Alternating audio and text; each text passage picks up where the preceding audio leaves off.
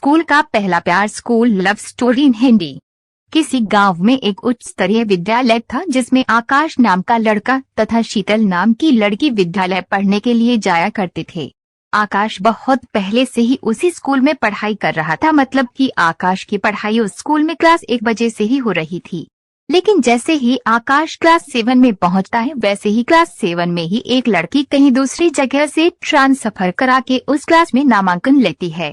दूसरे स्कूल से आने के बाद उस स्कूल में नामांकन लेने वाली उस लड़की का नाम शीतल था। दूसरे स्कूल से आने के बावजूद भी वह बहुत ज्यादा पढ़ने लिखने में तेज की शीतल के आते ही सभी लोगों से जान पहचान होने लगी थी। उस समय स्कूल में सबसे ज्यादा अच्छा कैरियर वाला लड़का आकाश ही था। क्लास में हमेशा टॉप किया करता था। जैसे ही सर किसी भी काम को करने के लिए कहते थे तो सबसे पहले आकाश को ही आवाज दिया करते थे। सर स्कूल का कोई भी काम को करने के लिए सबसे पहले आकाश को ही बुलाया करते थे और कोई भी काम के लिए भेजा करते थे। इस कारण से सभी लोग आकाश से अच्छी तरह से बातचीत किया करते थे, क्योंकि क्लास में टॉप होने के बावजूद वह सर से अच्छी पहचान रखता था। जैसे जैसे शीतल उसके बाद में पुरानी होती गई, वैसे वैसे ही उसकी दोस्ती आकाश के साथ होने लगी थी। आकाश आगे की सीट पे बैठा करता था और शीतल भी पढ़ने लिखने में काफी ज्यादा होशियार होने के कारण वह भी आगे बैठा करती थी। अब तो हर समय टीचर क्लास में होते हुए भी दोनों एक दूसरे से बातें किया करते थे पढ़ाई के बारे में। धीरे धीरे उनकी मित्रता बहुत ज्यादा हो गई और वो एक दूसरे से बात किए बिना नहीं रह पाते थे। अगर किसी दिन आकाश स्कूल नहीं जाता था तो शीतल का मन नहीं लगता था। अगर किसी दिन शीतल स्कूल न जाए तो आकाश का मन नहीं लगता था। दोनों की दोस्ती होते होते 2 साल लग गए थे और अब शीतल और आकाश क्लास 9 में पहुंच गए थे। दोनों की दोस्ती अब प्यार में बदलने लगी थी। वह दिन दूर नहीं था कि अब वो लोग मैट्रिक में पहुंच जाएंगे, मतलब कि क्लास 10 में पहुंच जाएंगे। ऐसे में अब वो दोनों को बिछड़ने का डर सता रहा था, क्योंकि शीतल का घर कहीं और था और आकाश का घर कहीं और था, जिस कारण से दोनों को ये चिंता सताने लगी थी कि अगर हम लोग मैट्रिक की परीक्षा दे देते हैं उसके बाद हमें स्कूल तो छोड़ना नहीं पड़ेगा, क्योंकि जिस स्कूल में वह लोग पढ़ाई करते थे वे स्कूल में केवल मैट्रिक तक की ही पढ़ाई होती थी। उसके बावजूद दोनों अब एक दूसरे के बिना उदास रहने लगे थे, क्योंकि उन्हें ये जानकारी मिल गई थी कि अब 2 से 3 महीने पढ़ाई करने के बाद अब तो हम सभी को घर में ही पढ़ाई करनी पड़ेगी, क्योंकि मैट्रिक में कुछ दिन पढ़ाई करने के लिए छुट्टी दे दिया जाता था स्कूल से, ताकि घर में सभी लोग अपनी अपनी तैयारी अच्छे से कर सके। ऐसे में उन दोनों की तैयारी को लेकर उनके सर हमेशा बोलते थे कि तुम बहुत ज्यादा बात करने लगे हो, तुम्हारी पढ़ाई में अब मन नहीं लगने लगा है। स्कूल टीचर कहने पर अब दोनों एक दूसरे से अलग होने की सोच ही रहे थे।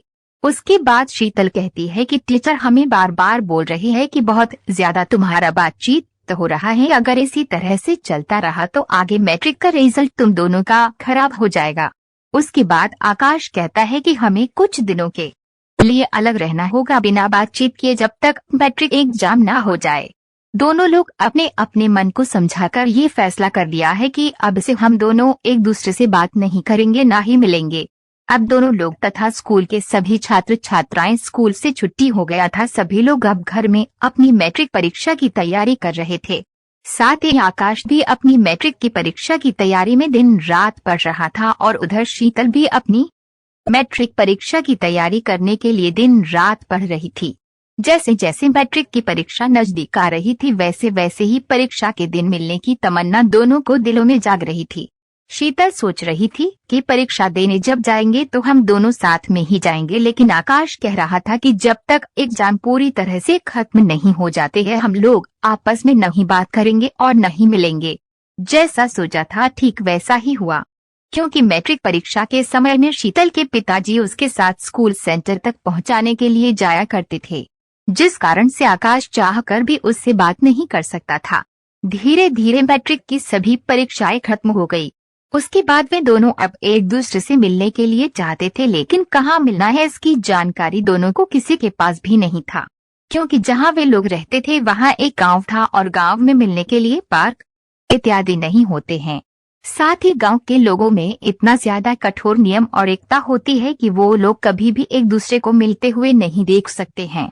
क्योंकि गांव में ऐसा नियम नहीं चलता है। सभी लोग अपने कायदे में रहते हैं और सभी लोग अपने बेटे बेटियों को नियम के अनुसार चलने पर फोर्स करते हैं।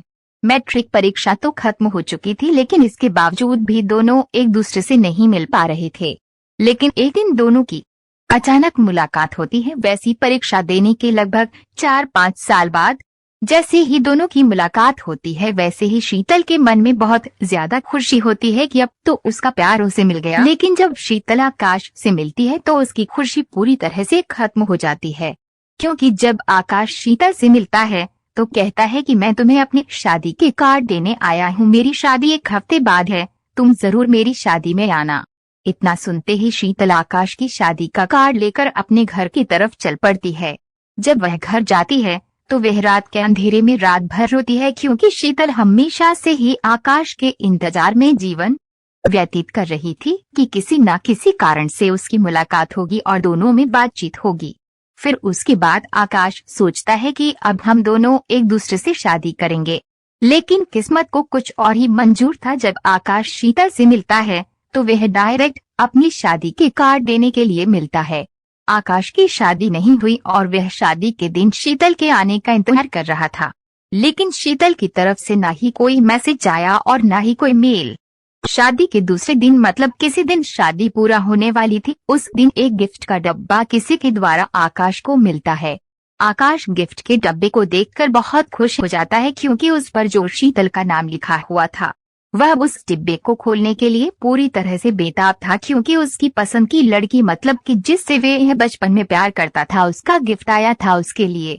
आकाश को विश्वास नहीं हो रहा था। जैसे ही आकाश उस डब्बे को खोलता है तो देखता है कि उसमें एक छोटा सा मनुष्य का दिल रखा हुआ है, जिसमें से खून टपक रहा है।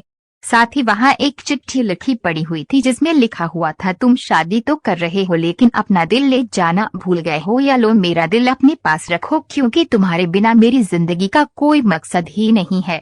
इतना पढ़ते ही आकाश पूरा पसीना से लथपथ हो गया और उसे कुछ समझ में नहीं आ रहा था कि उसके साथ ये क्या हो गया, क्योंकि इस तरह तो पहले कभी शीतल शादी के बारे में कोई बातचीत नहीं की थी और ना ही उसके बाद जब मैं कार्ड देने के लिए गया था तो कोई बातचीत नहीं हुई। आकाश के पैरों तले जमीन खिसक गई, क्योंकि जिस बात का उसे जरा भी अंदाजा नहीं था वही बात उसके साथ हो गई थी।